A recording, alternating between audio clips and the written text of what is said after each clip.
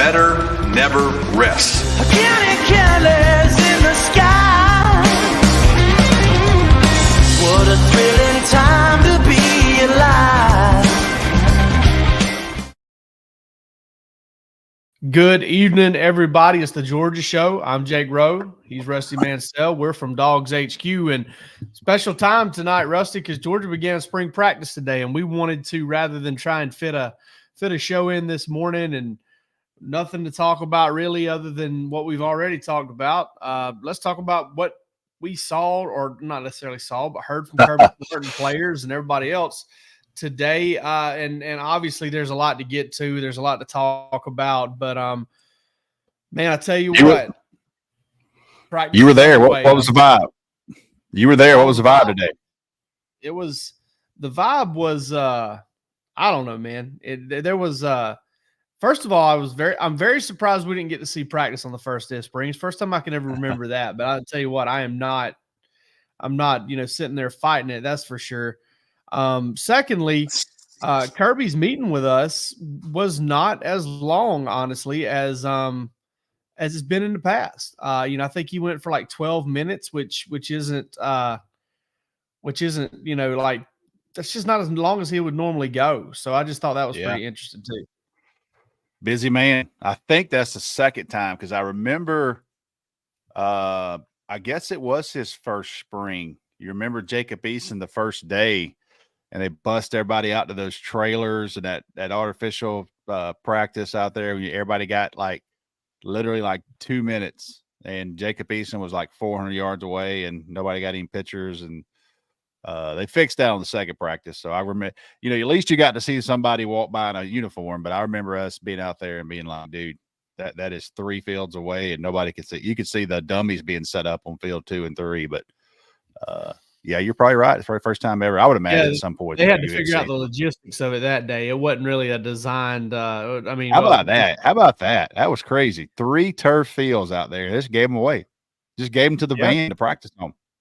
Yeah, they the band actually practices at intramural fields. They gave them to the club fields. They went out there and they revamped them. They spent, I think it was about $2.5 million, $5 million, something like that. Revamped them, and then we're like, all right, we're leaving it to you guys. It belongs to you now. That's awesome, though.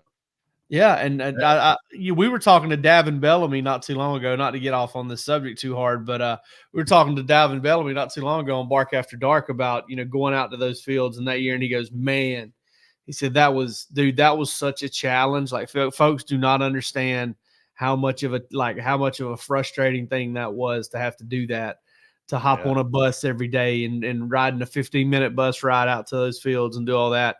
We've come a long way since then, man. Long way.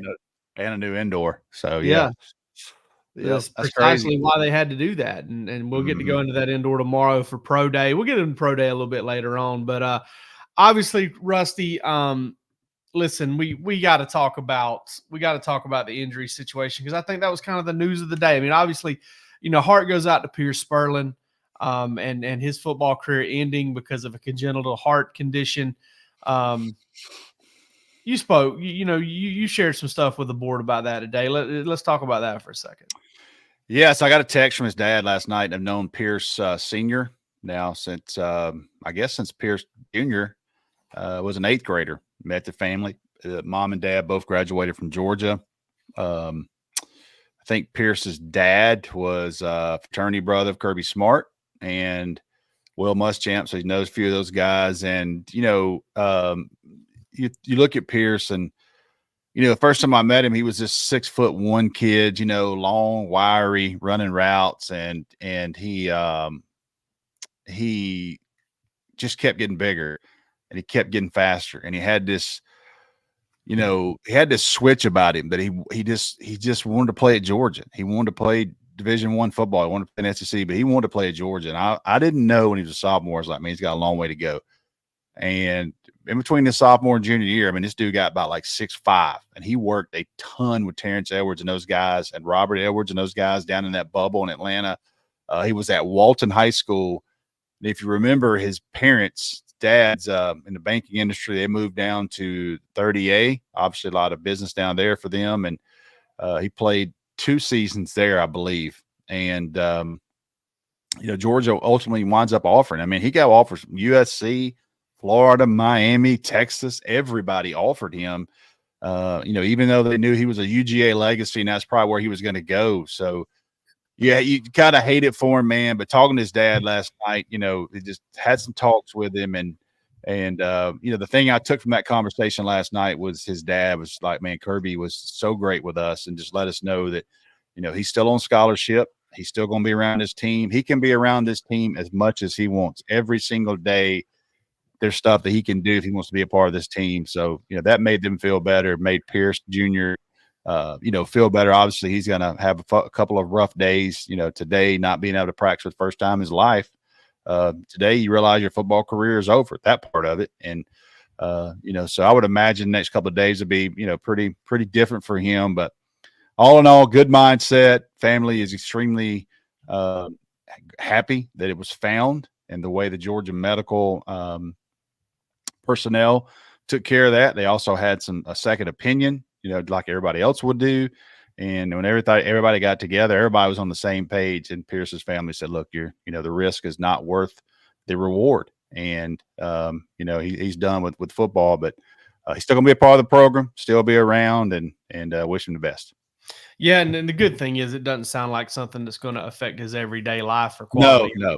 So that's really positive too. I'm glad to hear that at least. But still heartbroken for the kid. I think we all are that his football career ends really before it ever could kind of get started in such a way. I mean, it's a guy that could have played on Sundays one day. Definitely was kind of that type of athlete, and had a rough freshman year with a broken collarbone and some preseason injuries. But he grew. He gets to walk away with his health. He grew. I mean, he was one of those kids, Jake, that grew from like 6'2" to 6'4" to 6'6", like that. You know what I mean? And I think his body he had some trouble trying to stay healthy for a while. And got hurt his senior year, and he got hurt at Georgia. So he just one of those kids that is just trying to catch up with his body. But again, as you say, there's no long-term deal. He's not going to be out bench pressing. He's not going to be out, dodging Jonel Guerrero over the middle. You know what I mean? So he's going to be fine. He's going to be fine. I know his mom and dad watch this podcast. I know they're subscribers to DawgsHQ, and we thank you for that. But we, want to give you guys as parents understand, and we're with you guys. And the conversation I had last night was very good with his family. They understand the bigger picture. They understand the network that he is a part of now at the University of Georgia. He's going to get a degree from University of Georgia, and bright future ahead of Pierce Spurlin. Man, when you were talking about growing from 6'2" to 6'4" to 6'6", I'm like, man, I wonder what the heck that's like. You know what? Go from 5'10" to 6 feet. I always hoped I would. I swear, from my freshman year, Jake, I think I went from 5'9" to like 6'1". And it was you were one of those guys. It was crazy how it happened. Now I topped out about 6'1.5", maybe 6'2" at one point. But I mean, literally the first day of my sophomore year, there were a couple of people thought I was a new student. I went from a little roly poly to a damn beanpole, in like 5 months. I was that kid. Your boy over here was 5'9" in the 6th grade. Okay, and just not grow. Did not maybe grow man. Everybody's like, man, he's going to be a monster. Oh, that dude's going to be 6'5". It's always that parent, and I love him. I love it. It's always that parent, the dad's 5'9.5", 5'10", the mom's 5'4", and the son is 5'8". And they're like, yeah, well, his uncle on his mama's side was 6'7.5". So there's always hope. You know what I mean? So I swear to God, my mom's brother is 6'4". Yeah. I mean, I swear to God. There. I've been doing this for 13 years. My two favorite sayings are, his growth plate is still open. Oh my God, that's a good one. His growth plate is still open. And we took him to the doctor. We took him doctor says growth plate. Let me tell you something. If they don't do an MRI on you, you don't know what that growth plate's doing. But I'm 50 years old. Unfortunately, my growth plate is still open the other way, man. But that's my favorite. We could riff on this. Oh, God, I love it. Straight minutes and just die laughing. Because we've heard it a million times. Yeah. Rusty, I wanted to make a point about these injuries beyond Pierce Spurlin, though, because Kirby Smart read off the list, and It is a long list. Okay. And it's longer than I expected it to be. I did think there was going to be a pretty significant one.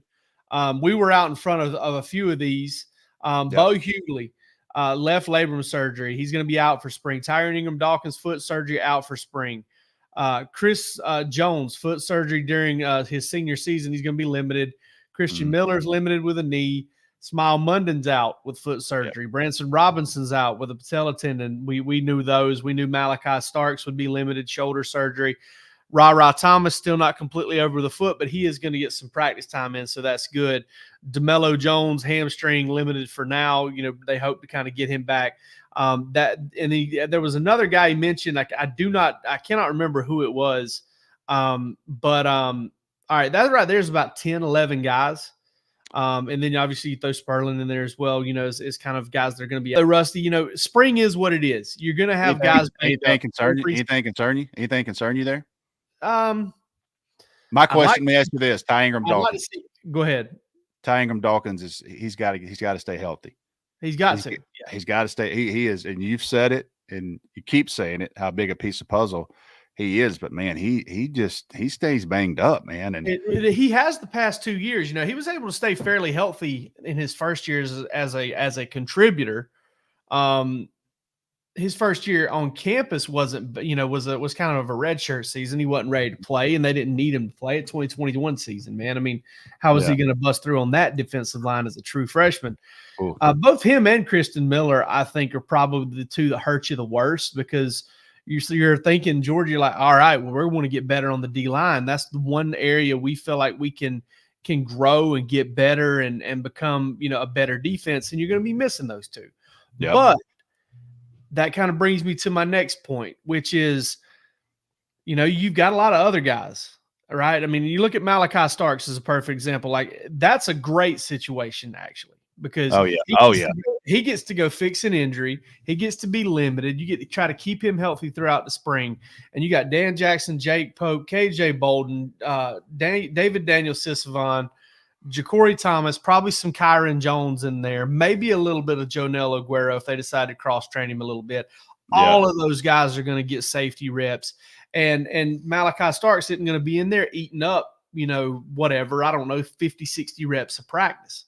So that's a good situation. Now, a less than ideal, but can still be a good situation, is that sitting right there with Ty Ingram-Dawkins and Christian Miller, because now you got Gabe Harris. And you've got Joseph Jonah Ajonye, and maybe you slide Warren Brinson out and he starts to get some reps at defensive end, or Xavier McLeod or somebody like that starts to get some work out there. There's a lot of reps to go around for some guys that are going to need it to get ready. I still think if Ty Ingram-Dawkins can stay healthy and him getting that foot injury, Kirby said he has the exact same foot injury that Smile Munden had, and both of them kind of dealt with the same injury throughout last season.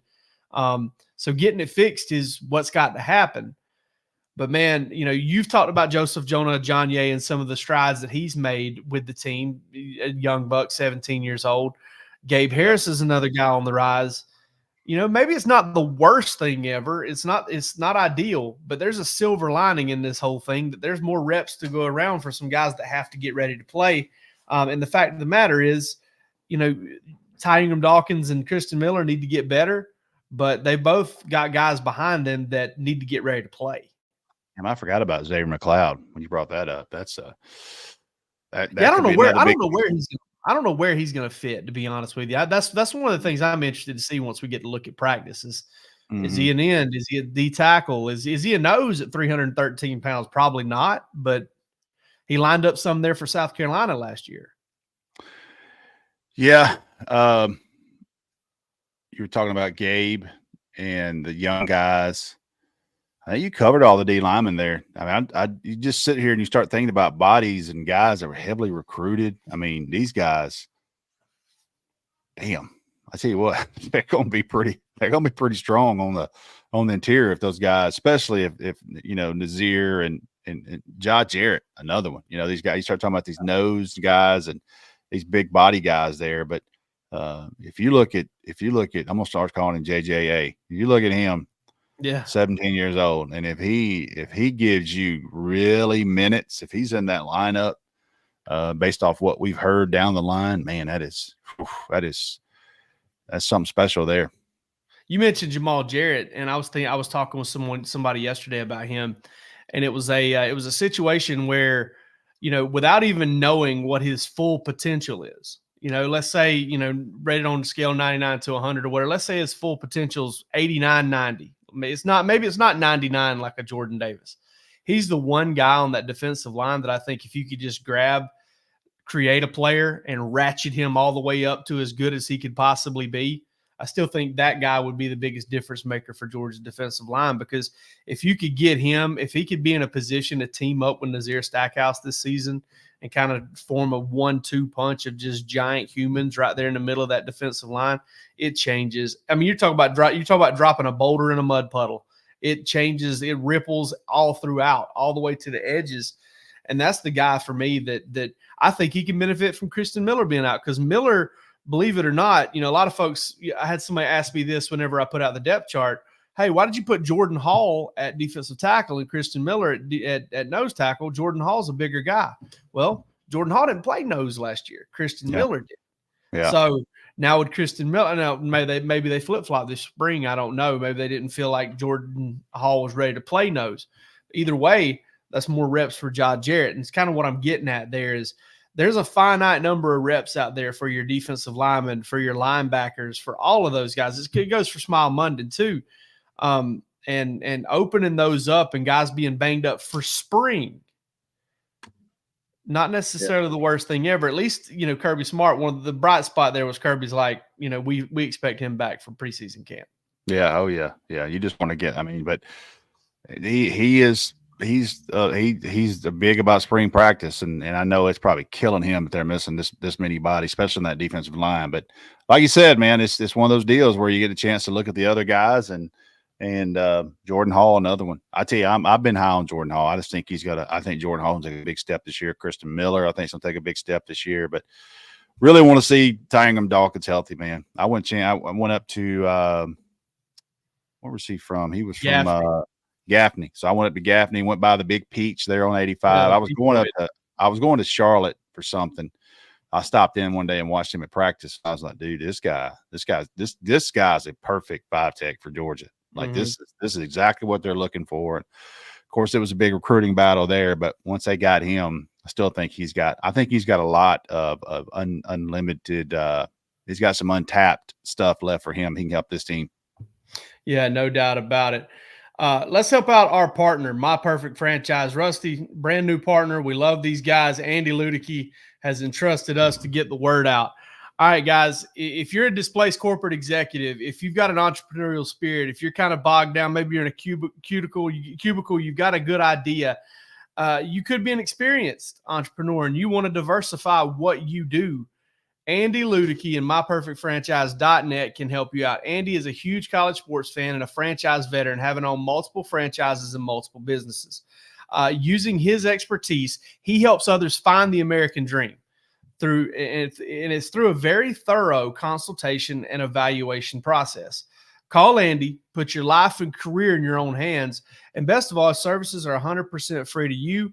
So what you got to lose? All right. I mean, it's something if you want to check out. I'm dead serious, man. Like if I've talked to so many people over the last few years, friends of friends, people you run into, talk about starting their own business, thinking about, getting their own thing. And the toughest part is getting started. Well, Andy can help you out. Find your perfect franchise at myperfectfranchise.net. And we appreciate Andy for his partnership with us. All right. So, what's up, Rusty? The DGD there. Thank you for checking in tonight. Hunter, we saw your comment too. DGD, send me a DM where we talk, and I'm going to get you the first one of these new DawgsHQ T-shirts, one of these new ones. So just send me a DM where we communicate at. Send me your address, my man, and I will give you the first night history here, a little Tuesday night giveaway, and we'll start getting some of these DawgsHQ gear out. Dylan Brooks, keep peace on Scully. I think you mean Pierce on Scully. Yeah. Seems like a good dude. They're 100% going to keep him on scholarship. He's going to have a role around the team, with the team. I kind of look back. The last guy I remember this happening with, I'm sure there's somebody else between there, was Sam Madden. It happened with Sam Madden. They found a role for Sam Madden. He was out there videoing stuff. That was a big dude now. Yeah, I mean, you couldn't miss him. No, you couldn't God, miss 6'8". He didn't stop growing in the 6th grade. I tell you that. Sam Madden kept on growing. Yeah, But you didn't want to be behind Sam Madden. I was shooting photos for us, the other company, and you get behind Sam Madden, you wouldn't. You were blocked. The sun got blocked out. Sun got blocked out, man. That was a giant human being right there, 100%. That was a big ass dude. The only guy that had bigger shoes than him on the sideline was Dean Legge. Dean Legge with them Nike, new balance 93s, baby. Dude, that's great. New Balance, man. Street Scores asked, no, there's not a place to buy DawgsHQ shirts yet. Still working on trying to get that done. I am a stickler, and I am a very picky about the gear. So it took a while to find the brand. Jake's got a couple. Jake can tell you the brand is, we've dialed the brand in. It's a little bit more expensive than we wanted to spend. Didn't matter. So right now I haven't set the store up. That's something we'll do, but we're going to try to give away one, at least 2 a week. But for this week, DGD Podcast is going to get a shirt, and I'll get him one out early next week. So appreciate it. We're going to get some stuff, man. DGD podcast comes in with Pierce Spurlin out of the equation. How much more pressure be on? None really on Lawson Lucky, because Lucky, I believe, was already ahead of him. It might create a situation where, and with Ben Urasic coming in, maybe not, but it just kind of in a way kind of thrusts Jaden Riddell kind of a rung up the ladder in terms of he's got a lot to learn. He's got so much to learn, but that's the guy that kind of steps up one more spot on the list. He's had a good offseason at Georgia, and I'm telling you, people see him in person, and you want to talk about somebody that came to Georgia that had way bigger, I would say, opportunities to go to other places. And I got a chance to meet him at the NIL event, Elite NIL series in Nashville, and meet his mother with him, and that's some pretty honest talks. And I'll just put it this way: Jaden Riddell wanted to be at Georgia really bad, and he wanted to play for Todd Hartley, and he wanted to go to a school that was developing tight ends, because if it had been about anything else, he would have not been at Georgia. I can assure you, he was very highly recruited, and I heard he is off to a great start. Freaky athlete, 100%. Alex Mitchum, are the number of injuries requiring surgeries alarming, high or on par for a D1 program? Probably maybe 1 or 2 high for Georgia this year, but they're not all in one area. Yeah. There's a couple of foot injuries, there's a couple of shoulder injuries. There's a meniscus surgery. Christian Miller hurt his meniscus during the I believe during Orange Bowl prep, and that's what kind of kept him out of that game, and he had that surgery. Not a lot of major surgeries though. Well, the one thing for Georgia's philosophy, and I can't speak for everybody, and it may be this way, but I know what it is for Georgia. And if there's any question on whether you got to have surgery during the off season, they go ahead and get it done. Yeah, because they want you there. You remember the Kobe Dean, all those guys. Quay Walker had the labrum surgery. Kobe Dean had the labrum surgery. I mean, when you do that, you're out 5 to 6 months. You're not back until June. They do that immediately. As soon as the season's over, they have that surgery. So those guys that have those surgeries, that's one of those deals. They're not messing around. And if you get a player, you're not going to rush him back in the spring. If you hear them say that he's a limited, that means they're letting him finish up his rehab and those types of things. But doing walkthroughs, doing drills, play polish, all the non-contact stuff. Unless it's a lower body deal, then you really are kind of out of the picture. That's why most of those guys that are out with foot injuries. They're on scooters and moving around like that. I meant to go with Dominic Norris here. Did any players get bigger and stronger? I wanted to point this one out because, listen, I may be wrong here, but there was a kind of a 6'3", 6'4" crew. Guy had a crew cut walking up in there, plays quarterback for Georgia. I thought he looked fantastic today physically. I mean, I don't think he's been spending all of his time riding around in the Lamborghini. He's been lifting some weights. Carson Beck looked like he had put on about 5, maybe 10 pounds, good weight, bigger through the shoulders. And, I'm sure that was something, last year, I mean, he's always been a big guy, right around 6'3", 215, 220, 6'4", 220, somewhere in there. To me, I never thought he looked that. Today he looked that, which means he might be a little bit heavier. First time I ever saw Carson Beck was at the Adidas one. You remember that one year Adidas did that national championship in Tampa with the 7-on-7? I do remember that. I mean, I didn't go. Oh my God, that was one of the best events I've ever been to. I mean, there were people. Matter of fact, I'm sitting there watching this little Hawaiian kid on a Hawaiian team. Don't even know who they are. And this kid is just slinging it. I'm like, who is this dude? And it wound up being Dylan Gabriel. Right. And oh my God, he was slinging it. Georgia had nothing to do with him. They weren't recruiting him. But when I found out Georgia was recruiting him in like December and James Coley went to Hawaii, if you remember that, I remember going, dude, I watched that kid. He can sling it. He's going to be hell at Oregon this year. But not to change the subject there. But Carson Beck, I saw him there. Man, he looked real heavy-footed. You know what I mean? Like real thick legs, kind of, thick ankles, and he was kind of big, had that big hair, and I was like, man, I just don't know if this guy can move. You know what I mean? We've been through that pocket passer with a big arm and all that, and the game has changed. I tell you what, he has changed his body. He doesn't even look like the same person going into his senior year. He just came off a state championship, had a hell of a season. They lost everybody off that team. So he was basically there by himself. Didn't have a great senior season. I'm sure he'll tell you that. But they lost to everybody. They were all seniors except for Carson. And but they did win the state championship in Florida and his junior year. And, I remember seeing him and I thought, man, he's got a great arm, but I just don't know if this guy can ever move. And you talking about just really buying in, develop. And that's what I thought today. Like this is a grown man. Like this, from the time I saw him when he was 17 years old till today, he's got that grown man look. Like it's business time for him. And he's got all the memories in the world.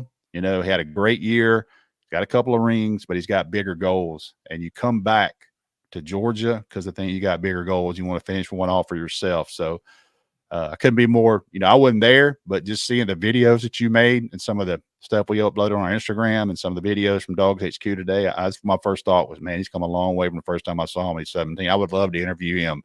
A man he was just iced out, had all that gold on. He was 17 years old. He was on top of the world, man. He was committed to Georgia, and all these things. But, he really, that was a fun event. First time I ever saw him. Yeah, now he's got a Lamborghini and got a Lamborghini, man. And I tell you what, man, you talked about that mobility. Very sneaky, very high percentage of the time last year when he pulled the football down, good things happened. Like changed he did his body. Things with the football. Yeah, he really did.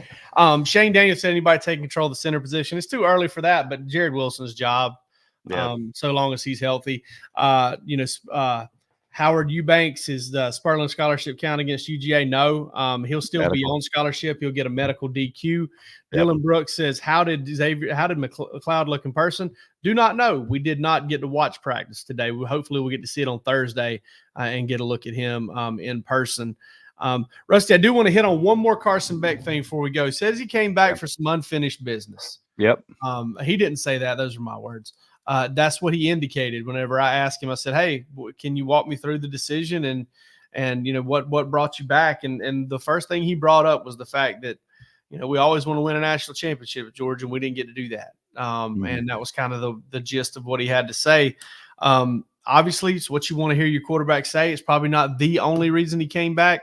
In fact, we already, something you've already reported, that Alabama in Tuscaloosa, Texas in Austin, and Ole Miss in Oxford are also big reasons he decided to come back. Yeah, you get those once in a lifetime opportunities. Very close with a couple of guys.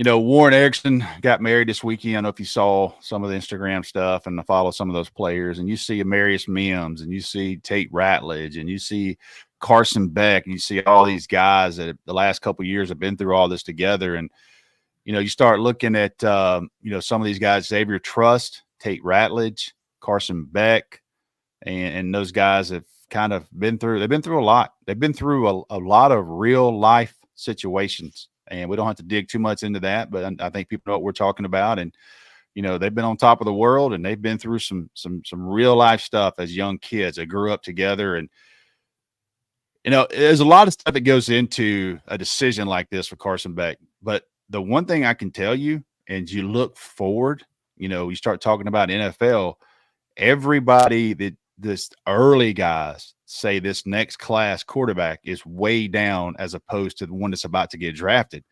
Carson Beck's got a chance to, dude, he has a great year and finishes this thing off and does what I think he's capable of doing.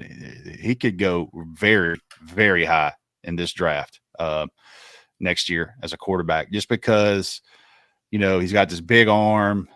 He's more athletic than people think. And it's just, he's got a great opportunity. I know that probably played a role in it too. You want to go in a huge quarterback heavy draft. And but listen, he's back. It's a big deal.